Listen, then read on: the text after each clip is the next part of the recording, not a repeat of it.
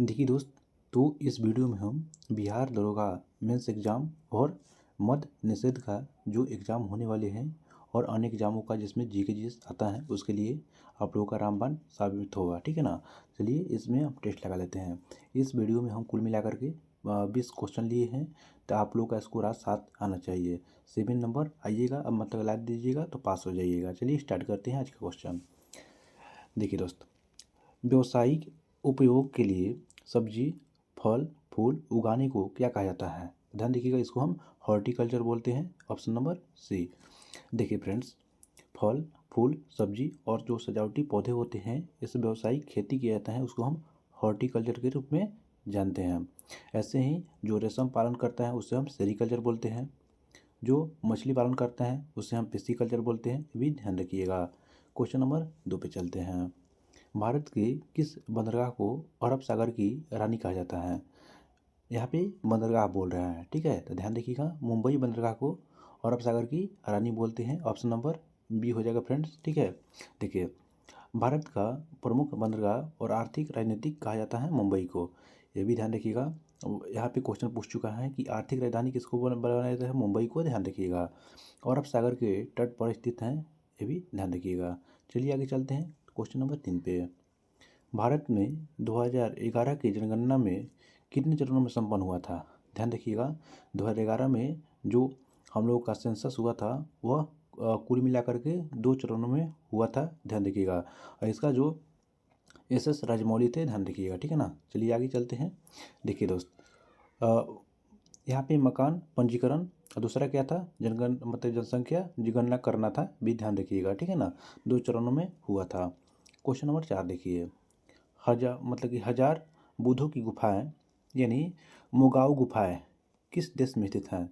तो ध्यान रखिएगा, मोगाओ गुफाएं बोलेगा तो ऑप्शन नंबर बी हो जाएगा, चीन देश में स्थित है। ठीक है ना।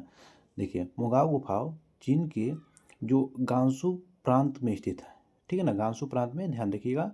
और बौद्ध कला और संस्कृति के लिए यहाँ पे प्रसिद्ध है। ध्यान रखिएगा, प्रसिद्धि है वहाँ पे। चलिए आगे चलते हैं क्वेश्चन नंबर 5 पे। NIA का फुल फॉर्म पूछ रहा है। ठीक है ना। NIA का ध्यान रखिएगा। ऑप्शन नंबर ए हो जाएगा, नेशनल इन्वेस्टिगेशन एजेंसी होता है। ध्यान रखिएगा। ठीक है। देखिए दोस्त, NIA भारतीय केंद्रीय मतलब केंद्रीय आतंकवाद रोधी जांच एजेंसी होता है। ठीक है ना। जो आतंकवाद के विरुद्ध जांच करता है NIA, और जिसकी स्थापना सन 2008 में किया गया था। ये भी ध्यान रखिएगा। चलिए आगे चलते हैं क्वेश्चन नंबर 6 पे। इजरायल हमास संघर्ष के क्षेत्रों में भारतीय नागरिकों को निकालने हेतु कौन सा ऑपरेशन चलाया गया था? ध्यान रखिएगा, ऑपरेशन अजय चलाया गया था। ऑप्शन नंबर बी हो जाएगा। देखिए फ्रेंड्स, 2023 में इजरायल से भारतीयों को सुरक्षित वापस लाने के लिए यहाँ पे ऑपरेशन अजय चलाया गया था। ध्यान रखिएगा। चलते हैं क्वेश्चन नंबर 7 पे। वर्ष 2016 में नोटबंदी के समय RBI के गवर्नर कौन थे? ये भी बिहार पुलिस में क्वेश्चन पूछ चुका है। 2016 में जब नोटबंदी हुआ था, तो ध्यान देखिएगा, ऑप्शन नंबर बी हो जाएगा, डॉक्टर उर्जित पटेल थे वहाँ पे मतलब गवर्नर थे। ठीक है। देखिए, 8 नवंबर 2016 को नोटबंदी, डॉक्टर उर्जित पटेल गवर्नर थे। ध्यान रखिएगा। ठीक है ना। उस समय प्रधानमंत्री कौन थे? तो ध्यान रखिएगा, हमारे नरेंद्र मोदी जी थे। ध्यान रखिएगा। ठीक है ना। क्वेश्चन नंबर 8 देखते हैं फ्रेंड्स।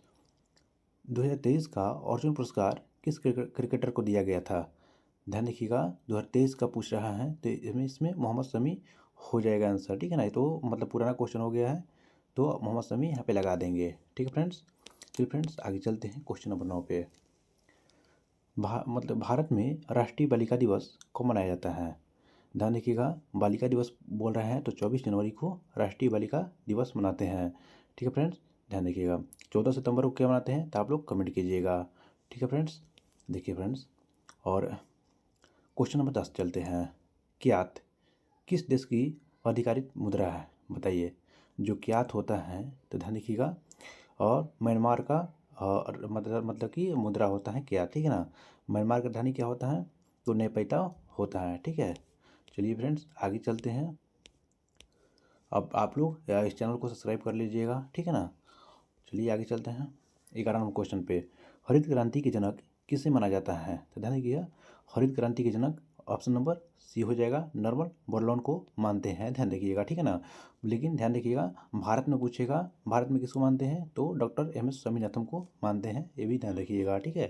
चलिए आगे चलते हैं क्वेश्चन नंबर 12 पे। हेलिना क्या है? देखिए फ्रेंड्स, हेलिना बोलेगा तो ऑप्शन नंबर ए हो जाएगा, टैंक रोधी मिसाइल होता है जो कि स्वदेशी होता है, ठीक है, ध्यान रखिएगा। देखिए हेलिना क्या होता है, भारत में ही विकसित किया गया है, स्वदेशी टैंक रोधी मिसाइल होता है, ये भी ध्यान रखिएगा, ठीक है। क्वेश्चन नंबर 13 देख लेते हैं। इलाहाबाद बिल विधेयक किस वायसराय में पेश किया गया था? ध्यान रखिएगा, इलाहाबाद बिल विधेयक बोलेगा तो ऑप्शन नंबर ए हो जाएगा, लॉर्ड रिपन द्वारा, मतलब कि इसके वायसराय में पेश किया गया था, ठीक है फ्रेंड्स। देखिए लॉर्ड रिपन को सर्जन रिपन भी बोलते हैं, और इसमें भी इल्बर्ट विधेयक इसी में आया था, ध्यान रखिएगा, ठीक है ना। देखिए फ्रेंड्स, इसमें क्या था कि इल्बर्ट विधेयक में कि जो मतलब कि न्यायपालिका में यानी न्यायालय में जो साझा होता है, साझा सुनाने का हक भारतीयों को भी दिया गया था, ठीक है ना, इसी में, ठीक है। तो फ्रेंड ध्यान रखिएगा, देखिए 1883 में लॉर्ड रिपन के समय में लाया गया था इल्बर्ट बिल, ठीक है, तो ध्यान रखिएगा। लेकिन इसका विरोध कर दिया गया, और विरोध करने के बाद में इसको बिल को वापस कर दिया गया था, ध्यान रखिएगा, ठीक है। चलिए आगे चलते हैं क्वेश्चन नंबर 14 पे। निम्नलिखित में से कौन सा कथन गलत है? यहाँ पे गलत पहचान करना है, ध्यान रखिएगा। देखिए ऑप्शन नंबर ए देखिए, दृश्य प्रकाश की ऊर्जा 1.6 वोल्ट से लेकर के 3.25 इतना भी होता है दोस्तों, ये भी ध्यान रखिएगा, ये सही ऑप्शन नंबर है, ऑप्शन नंबर ए सही है। ऑप्शन नंबर बी देखिए, सूक्ष्म तरंगों की तरंग दैर्घ्य 0.3 मीटर से लेकर के 1 मिलीमीटर होती है, ये भी ध्यान रखिएगा, ये भी होता है, ठीक है। ऑप्शन नंबर डी देखिए, गामा किरण की विकिरण क्षमता सबसे अधिक होती है। हाँ फ्रेंड्स, सबसे ज़्यादा विकिरण क्षमता गामा किरण की होती है। इसमें गलत क्या हो जाएगा, एक्स किरण रेडियो नाभिक में से निकलती है, नहीं नहीं फ्रेंड्स, ये गलत हो जाएगा, ठीक है। तो ऑप्शन नंबर सी आंसर लगाकर चलेंगे आगे, ठीक है। चलिए आगे चलते हैं क्वेश्चन नंबर 15 पे। मानव शरीर में सबसे अधिक मात्रा में पाए जाने वाला तत्व बोलेगा तो ध्यान रखिएगा, ऑप्शन नंबर सी हो जाएगा, ठीक है ना, ऑक्सीजन होता है। देखिए ऑक्सीजन जो होता है मानव शरीर में सबसे ज़्यादा पाया जाता है, उसके बाद में क्या होता है, तो आप लोग कमेंट कीजिए, ठीक है ना।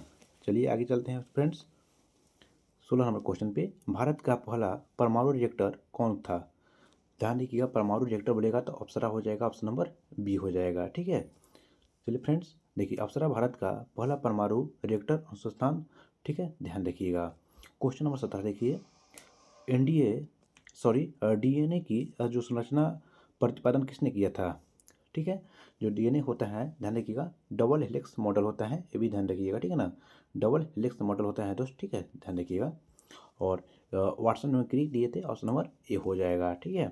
देखिए वाटसन में क्रिक डीएनए का द्वि हेलिक्स संरचना दिया था। देखिए कैसे होता है, ऐसे होता है, ठीक है फ्रेंड्स, ध्यान रखिएगा, ऐसे आपस में लपटा हुआ रहता है। 18वां क्वेश्चन देखिए, निम्न में से कौन सा ग्रीन हाउस इफेक्ट गैस नहीं है? ग्रीन हाउस इफेक्ट क्या होता है, जिसमें CO2 की मात्रा मतलब बढ़ जाता है, और गर्मी तापमान बहुत ज़्यादा टेम्परेचर बढ़ जाता है, भी ध्यान रखिएगा, ठीक है ना। तो कौन नहीं है, तो ऑक्सीजन नहीं होता है, बल्कि CO2 होता है, और CH4 यानी मीथेन होता है, उसके बाद में N2O नाइट्रस ऑक्साइड ये भी होता है, लेकिन ऑक्सीजन नहीं होता है, ध्यान रखिएगा, ठीक है। चलिए फ्रेंड्स आगे चलते हैं क्वेश्चन नंबर 15 पे।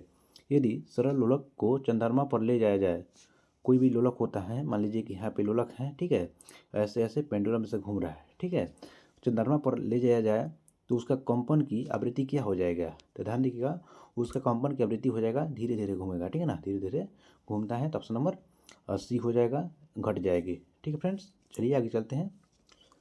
देखिए नीले, लाल, काले, सफ़ेद रंग की समान ताप वाली 4 तारों में किसकी शीतलन दर सबसे अधिक होगी? तो ध्यान देखिए फ्रेंड, ऑप्शन नंबर ए हो जाएगा, ठीक है ना, सबसे ज़्यादा ठंडा ए को काला हो जाएगा, ठीक है ना।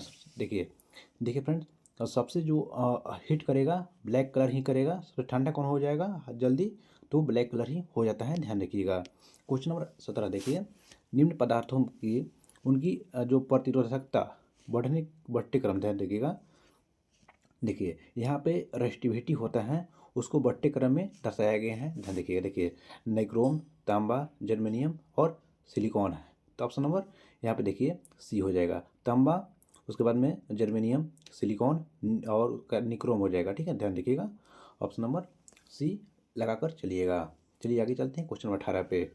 इसरो द्वारा पहली बार भारत का कौन सा उपग्रह स्पेस एक्स रॉकेट मतलब कि शामिल किया गया था, मतलब कि छोड़ा गया था। तो ध्यान रखिएगा GSAT-20 हो जाएगा, ऑप्शन नंबर ए हो जाएगा, ठीक है ना। चलिए फ्रेंड्स देखिए, जो फॉल्कन 9 रॉकेट से लॉन्च किया गया था, अभी ध्यान रखिएगा, ठीक है ना। अमेरिका की कंपनी है, ठीक है। 19 नंबर क्वेश्चन देखिए, राजस्थान के नए राज्यपाल के रूप में किसे नियुक्त किया गया है? तो ध्यान रखिएगा गुलाब चंद कटारिया हो जाएगा, ऑप्शन नंबर डी हो जाएगा, ठीक है। चलिए फ्रेंड्स आगे चलते हैं और 20 नंबर क्वेश्चन देख लेते हैं, आज का लास्ट क्वेश्चन। बजट 2025-26 में मखाना बोर्ड की स्थापना किस राज्य में किया जा रहा है? देखिए फ्रेंड, मखाना बोर्ड अब हमारा राज्य बिहार हो जाएगा, ठीक है ना। ऑप्शन नंबर ए हो जाएगा, ठीक है ना। मखाना उत्पादन के लिए बिहार प्रमुख राज्य माना जाता है। चलिए फ्रेंड्स, तो अच्छा लगे ये सीरीज तो सीरीज को फॉलो कीजिए। यहाँ से हम गारंटी देते हैं, कोई भी एग्जाम देकर रहिएगा 50+ क्वेश्चन यहाँ से सीरीज एग्जाम आते आते हम मतलब कि एकदम 100% लड़ेगा इस सीरीज से। 50+ नहीं लड़ेगा दोस्त तो हम वीडियो बनाना छोड़ देंगे। 100% 50%, लेकिन हाँ जो बता रहे हैं वो सबको मतलब सब याद होना चाहिए, ठीक है।